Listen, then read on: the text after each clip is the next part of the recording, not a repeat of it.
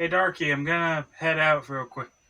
I'll be back in a bit. Okay, but you better not be sticking me with the review. Don't worry, I got someone in mind to take care of the review for me this week. And who did you get to that? Hello, Dark One.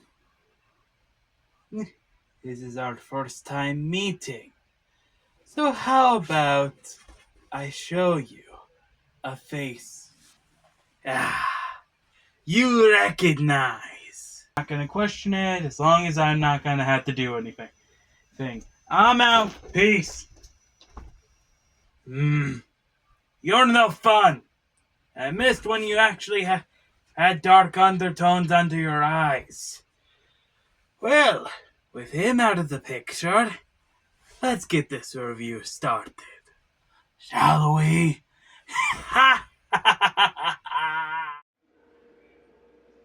Put down that chainsaw and listen to me. It's time for us to join in the fight. It's time to let your babies grow up to be cowboys. Time to let the bed bugs bite. Better put all your eggs in one basket. You better count your chickens before they hatch. You better sell some wine before it's time. You better find yourself an itch to scratch.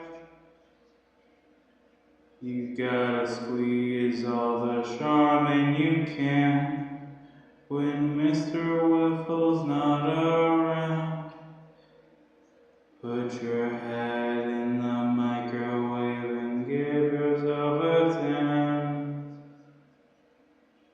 Talk with your mouth full, but the hand that feeds you bites off more than you can chew.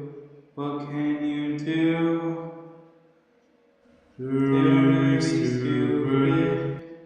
Make some wooden nickels. Look for Mr. Goodbar. Get yourself to working now. I'll show you how. You can dare to be stupid. Dare to be stupid. Dare to be stupid. Dare to be stupid. Dare to be stupid. Dare to be stupid. Dare to be stupid. Dare to be stupid. Dare to be stupid. Hello, friends, and welcome back to Darius Reviews, where he, or in this case, I, dare to review whether you like it or not.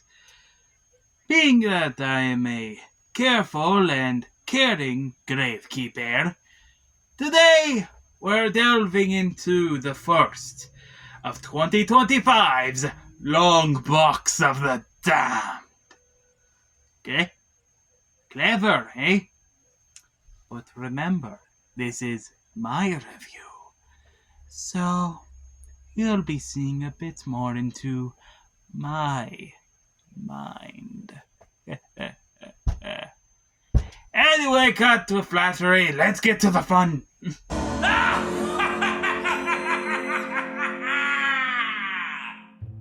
Hello, my children, and welcome to Longbox of the Damned.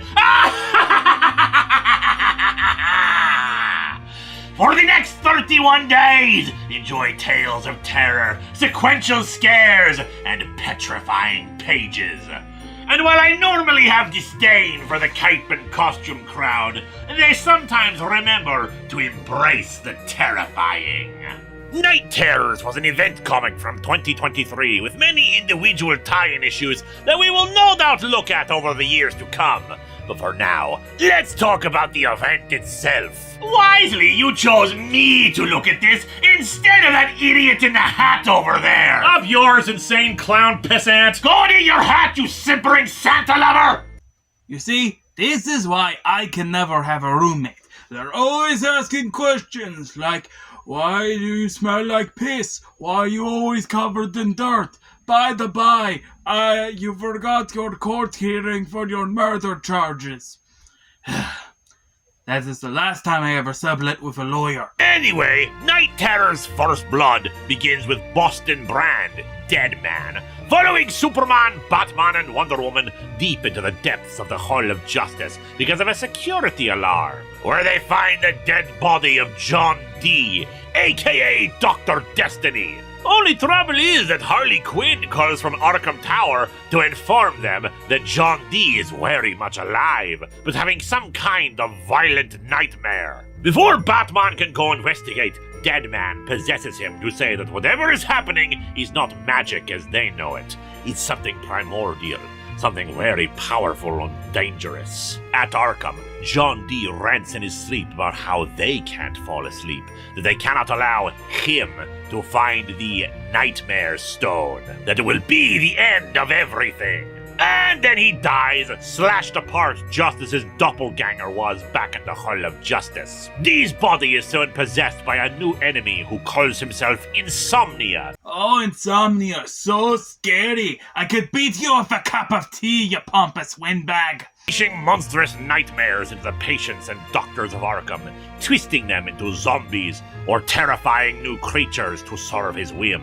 What's more, he extends his powers out across the world, forcing everyone on Earth, but a few who manage to avoid the power one way or another, to fall asleep and into nightmares, leading to the tie-in issues. Deadman possesses Batman's unconscious body to try to escape, but then gets the idea to possess Insomnia, try to learn all he can. He gets glimpses of his history, about the Golden Age Sandman, about a cult decades past, about Dr. Destiny possessing the Dreamstone, about Damian Wayne, and how Insomnia got his powers because of events from some other storyline. But most importantly, he feels his hatred of superheroes, and how, in his dreams, they looked a lot more appealing.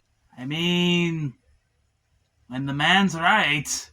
Fleeing in Batman's body, Deadman seeks out someone with experience in dreams to help, while Insomnia unleashes his sleepless nights to follow him and try to find the Nightmare Stone. Using the Lazarus resin, Deadman resurrects a dead hero to aid him, the Golden Age Sandman, Wesley Dodds. Equipping him with his gear, they set about trying to solve this mystery. Looks like a noir detective out of the Fallout franchise. And I would know. I inspired some of those. Cult of rich people who plan to sacrifice a body to possess it. He stopped the ritual, but the intended sacrifice was actually their leader, who voluntarily killed himself to try to finish the ritual. However, they had intended for the entire cult to be sacrificed, but the Sandman's intervention made it so that only their leader died, and the Nightmare Stone was unable to fully manifest. Insomnia certainly isn't wasting time in his searches, killing the son of one of the remaining cult members like Freddy Krueger, stuffing his body with money until it explodes out with coin. Man, this new grimdark version of Scott Pilgrim is taking a whole different direction. Yeah, weirdly, I don't think anyone in the main miniseries references Nightmare on Elm Street, despite the obvious connection of dying in your dreams makes you die for real. Go figure. If I'm going to be honest, it feels better for the critic to make the reference instead of the actual comic itself. Trust me, bitch. Where did that come from? And, still connected to Insomnia, experiences more of his life from before he became what he is now. How the doctors at Arkham paired him up with John D.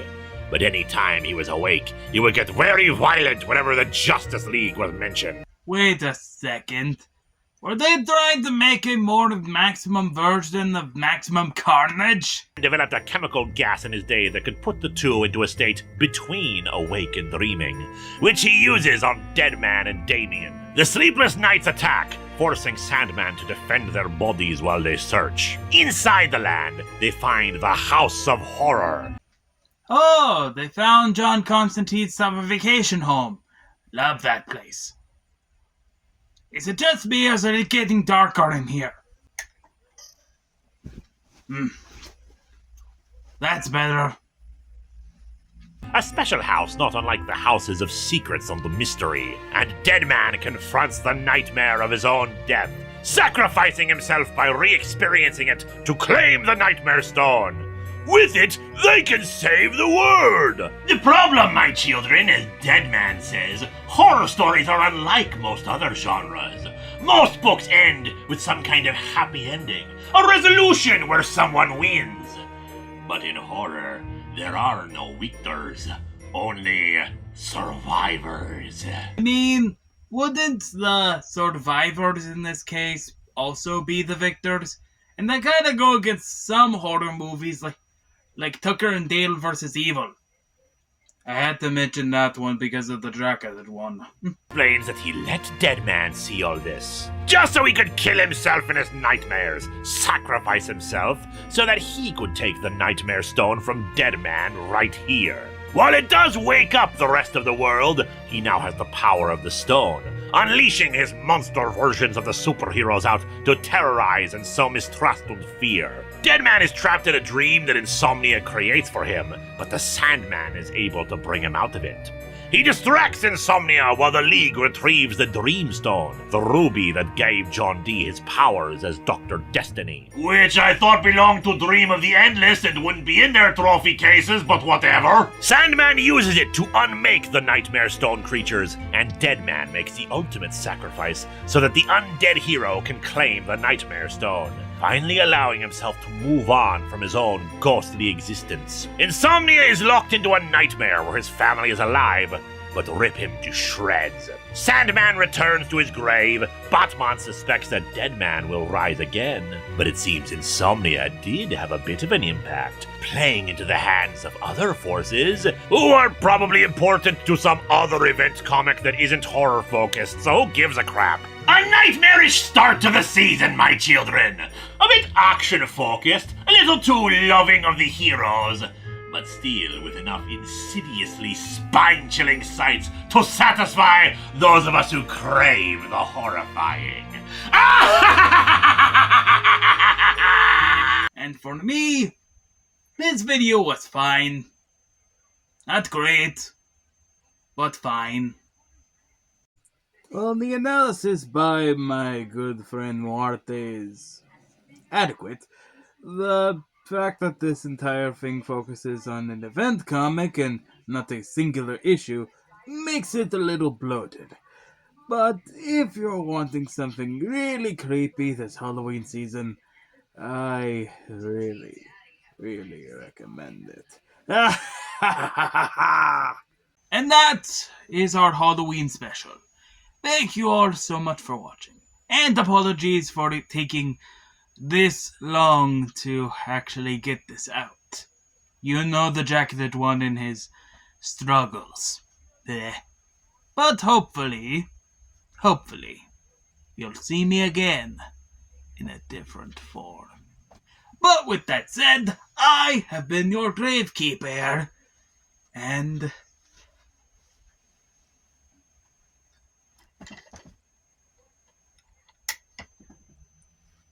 have a happy Halloween.